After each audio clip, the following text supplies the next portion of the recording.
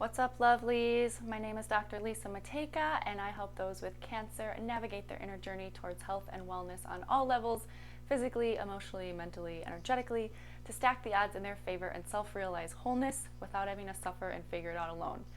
Yes, that's a bit of a mouthful. And today, I'm going to share with you 8 reasons why you should care about your thoughts and your focus, with supporting evidence and insight from various different people in various different fields. So this should be interesting. Let's dive straight in. By the way, these are in no particular order. Number 1, spontaneous remission research on cancer patients. So I may have talked about this before. Kelly A. Turner's extensive research on those who had a spontaneous remission in cancer found 10 common healing factors. And one of the foundational first 3, actually the first one that's listed, number 1, is strong reasons for living. And the key here is these people, these survivors, they focused on their why. They focused on their strong reasons for living. They did not focus on not wanting to die. They focused on moving towards something they love, not away from something they fear. They did not think of their cancer as an internal battle likened to the need to fight it and fight death. They instead focused on the strong and compelling reasons for living. They focused on moving towards what they want, not away from something they didn't want. This is very powerful. This is very important as energy flows where focus goes. And this is a very concept that you will see through some of these other examples that flows throughout a lot of this stuff I'm trying to say here. So yes, so focus on moving towards health and healing and an abundant life and all the things that you still want to live for, and don't focus on being afraid to die or being afraid of this illness. That is key here. Okay. As an aside, outside of the cancer realm, people's why, there's evidence too of the power of someone's why. Like, goals tend to get achieved more often when people have a big why, when people have a clearly defined why, and even more often when their why is something bigger than themselves. We see this in marathons. People that tend to win or finish marathons are those that are running for charities more often. And those that win medals in the Olympics and things oftentimes are people that have a strong mission or message to share, rather than just someone that wants to be the best in their field, in their category. Okay. Number 2, Tony Robbins. Most of you know who he is, but for those of you that may not, it's hard to sum him up. He's a very world-class leader in personal development and things of that nature. I think he may have been the first, or at least one of the first people to ever call himself a coach. That wasn't like a sports-related term. Anyway, he talks about this so interestingly enough, coincidentally enough, although I don't think it's a coincidence, he talks about this very same concept as in the spontaneous remission studies of focusing on where you do want to go, not on where you don't want to go, just as general, goal setting and achievement and things like that. He talks about focusing on where you do want to go and not focusing on where you don't want to go. And he uses the example of a car to really illustrate this point. He says, you hear about these stories about cars spinning out maybe in a more rural area, and they happen to hit like the one tree or the one telephone pole nearby. Now, why is that? It's because the driver was focusing on where they did not want to go. They, of course, don't want to hit the thing. That's what they're focusing on, so they hit the thing. And he had another example that really illustrates this with race cars. He, has an awesome life, so he was learning how to drive a race car just for the fun of it. And the professional race car driver who was teaching him, I guess there's all these secret buttons you can press, and there's one for each wheel, and you don't know when it's going to be pressed, but when it's pressed, one of the wheels will raise and spin the car out. And the guy told Tony, like, okay, so when the car spins out of control, don't look at the wall, look straight ahead, look to the road. And of course Tony Robbins was like, oh, yeah, I got this. I teach this stuff, you know. I teach focus on where you do want to go, not on where you don't want to go. But it is a natural instinct and a natural tendency to focus on where we don't want to go. So even he did, when the car spun out, was looking towards the wall. So the race car expert had to actually physically move his head and like move it, keep moving it away from the wall and towards where he did want to go, the clear road. So it is a real concept. Number 3, Mother Teresa, even she, a high vibe person, I think we would all agree. She intuitively, I guess, just sort of knew this, and she knew intuitively to embody the affirmative and not the negative. She famously said, if you hold an anti-war rally, I shall not attend. But if you hold a pro-peace rally, invite me. Interesting. This is focusing on where you do want to go, not on where you don't want to go. So number 4, science shows that the brain does not process negation. I mean, yes, we can understand negation, but it's an extra step of decoding in the conscious brain. But naturally, the brain doesn't process negation. So, for example, Peter Sage uses this example. Like a mother will tell her young child, don't drop the cup of milk. And what do they do more often than not is they drop the cup of milk, because the brain hears it and interprets it as drop the cup of milk, don't. And many languages are actually set up that way to actually be worded like that. So, and those languages tend to be faster than English, which I find very interesting. So what you say to have a higher success rate with the child is you say, please hold the cup of milk tightly. And then they tend to not drop it. The brain doesn't process negation the same as easily, you know, as something said in the affirmative. So there's another little piece of evidence for you. And let's see, Dr. David Hawkins, psychiatrist, MD, PhD, also famous spiritual guy. He wrote many books. He says, and I will quote, he says, the body obeys the mind. He says, we are only subject to what we hold in mind, i.e. focus. The only power that anything has over us is the power of belief that we give it. These are the dynamics behind disease. The mechanisms are carried out through the mind-induced alterations in the energy flow of the bioenergetic system and through the spillover of suppressed energy into the autonomic nervous system. Don't worry about that sentence. A lot of words that essentially say, the body obeys the mind. He goes on to say, thought is powerful because it has a high rate of vibration. A thought is actually a thing. It has an energy pattern.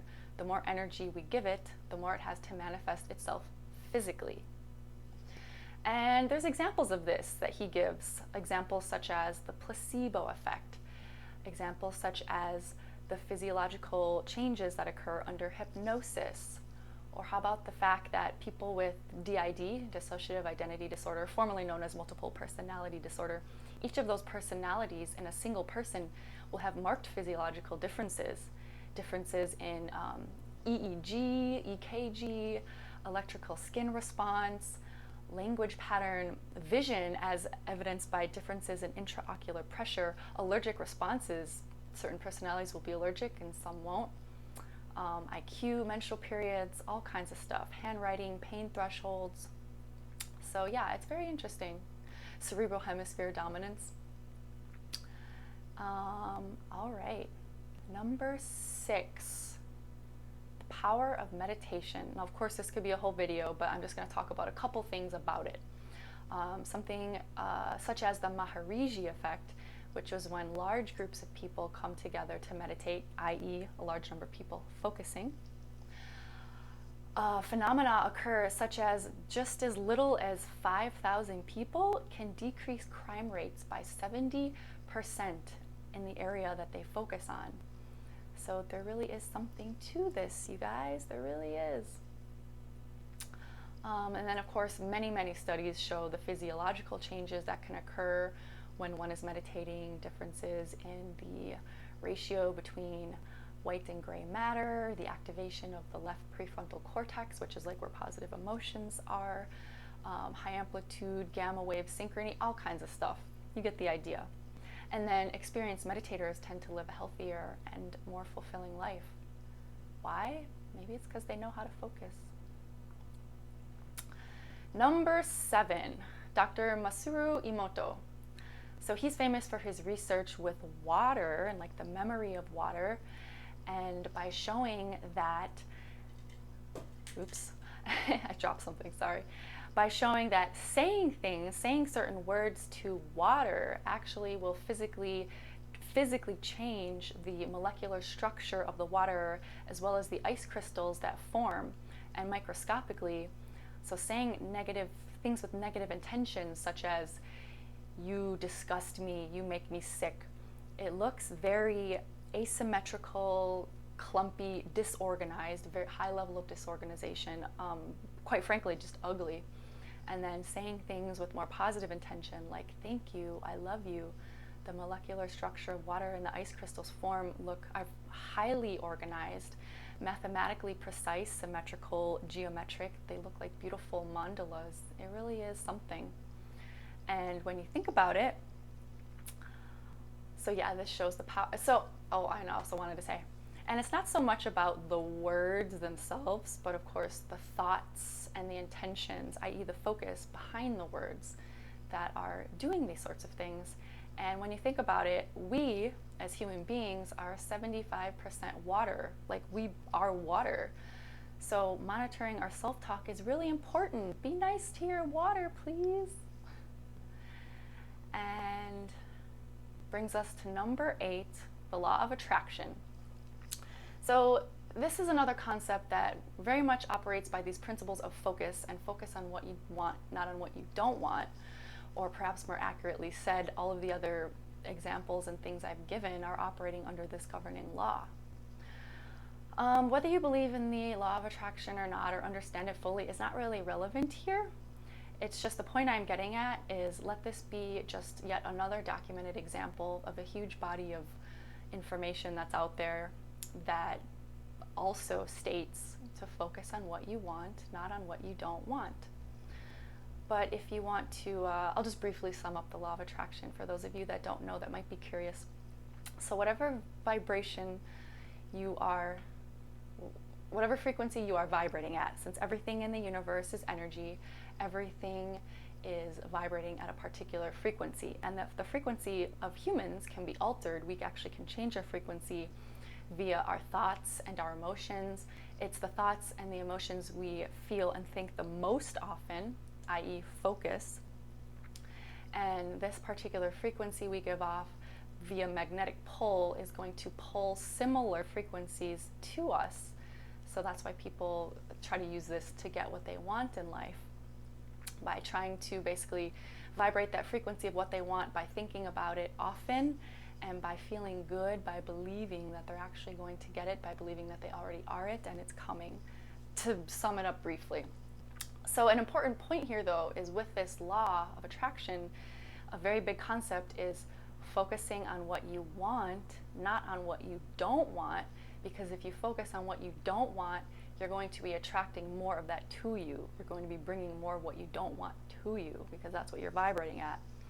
And another important concept is, when you are focusing on what you want, even though you are focusing on what you want, you have to feel good, because if you don't feel good, that's a sign that you don't believe that you can get what it is that you want. You have doubt, or you are just upset because you're feeling the lack of it in your life. I mean, those two kind of go together. And basically those two things, like feeling, when you think about what you want but you feel bad because you're feeling actually the lack of it in your life, or not believing you can get it, that's just a more nuanced form of focusing on what you don't want, because you don't want the lack of it, you don't want to not get it. So it's another example of this, which I find very interesting. And then, so if the idea is, if you're feeling not so great when focusing on what you want, because that means you're focusing on the lack of it, or not believing you can get it, then you won't be attracting those things into your life. So, Anyway, whether you believe in this or not is really not the overall point. The point I'm making is these various different sources of knowledge all share this common thread. It is not good to focus on what you don't want. It is good to focus on what you do want. And so that's why when it comes to having cancer, your thoughts are important and do have power. It's very crucial. So remember the spontaneous remission studies, focusing on what you want, focusing on where you do want to go, not on where you don't want to go, focusing on your strong and compelling reasons for living, your why, not focusing on the fear. But I have to say, don't let this information freak you out. Like, oh my gosh, I tend to think, I tend to follow my fears. I tend to think negatively. I tend to think about my worries and what I don't want. Now that just means I'm going to feed my cancer. That means it's going to get worse. That means I'm not going to heal. Breathe. And first of all, be gentle with yourself. Don't blame yourself, especially. None of this is your fault. There's no need for blame. There is no fault, but it is our responsibility. It's not our fault for what we're attracting or not attracting, but it is our responsibility. So let this empower you, not disempower you. Let this be empowering, because you have the power to actually change things and make a difference with just your thoughts and your focus. And this is something you can do. Now, just knowing this and just listening to this video once is not necessarily going to completely change the way that you think, but now that you're aware of this, the light of awareness is really the important thing. The light of awareness will guide you to the right direction, because you can catch yourself. If you catch yourself, oh gosh, there I go, thinking of, the worst case scenario or where I don't want to go. That's good. Don't use that as a reason to beat yourself up, but use that as a reason to pat yourself on the back and celebrate yourself, because you just caught yourself. Because it's not about not having these thoughts. It's just about correcting them when we do, because it's going to take consistency and it's going to take time, because it's like reorienting a compass needle. You got to just keep doing it, keep doing it, keep doing it until it becomes more, until it becomes more of a pattern, until it becomes more of just how we normally operate, the level of unconscious competence.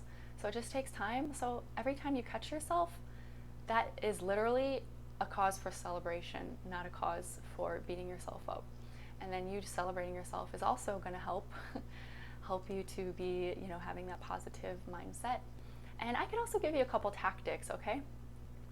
Because you got this. You guys got this. So there's power in writing, for example, and much more than typing. There's power in writing, because so many movements, it is said that there's hundreds of movements in the hand when you're writing something. So write down your reasons for living, write down your compelling why, write down where you want to go, and read it to yourself every day. Read it out loud. Look at yourself in the mirror and read it. It's going to keep increasing these neural connections and reinforcing it to yourself. Write it every day. Like I said, the writing itself has power. Use it in your meditations, your visualizations, your affirmations. Maybe set alarms on your phone a couple times during the day to really focus on, your why and where you want to go.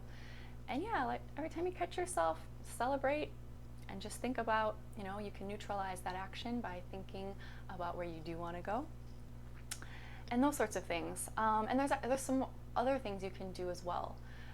So it is actually advice from a lot of cancer survivors that while you have cancer, if you were given a clean bill of health, think about what it is you would do and start doing that now. Now, of course, this might not be practical. As an extreme example, if you were given a clean bill of health, you might want to go climb Mount Everest, for example. And maybe that's something you can't exactly do right now, but what you can do is you can take baby steps to support that vision. You can go online and start looking up equipment, different Sherpas, guides, travel packages, you know what I'm saying? A plan to train your body once you're done with this health fiasco. If your strong reason for living is your family, which a lot of people's it is, Why don't you make plans to do fun things with your family right now that take your focus away from the cancer and onto just having good quality time with them. If your strong reasons for living are starting a business, start thinking about maybe the name, the logo, how you'll set it up. If it's because you want to make a bigger difference in the world, start thinking now about how you would do that. Just anything, any of these little things.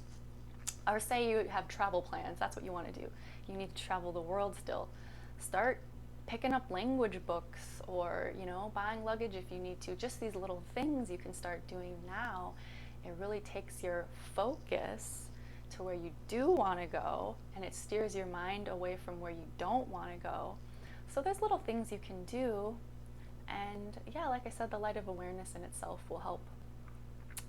So yeah, that's about it. Perhaps it's time to start thinking of your why, your strong and compelling reasons for living, and focusing on where you do want to go, not on where you don't want to go, and moving towards love and things you love and away from fear.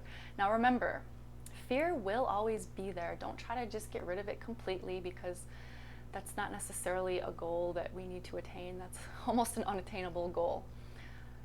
But here's the key. Instead of having fear in the driver's seat, kick fear into the back seat and drive towards where you want to go, not away from where you don't want to go, not away from that which you're afraid of, but towards that which you love. And yeah, I think that pretty much sums it up. So if you found this helpful or think somebody else will, again, like, subscribe, comment, share, all that good stuff. And until next time, thank you, my lovelies.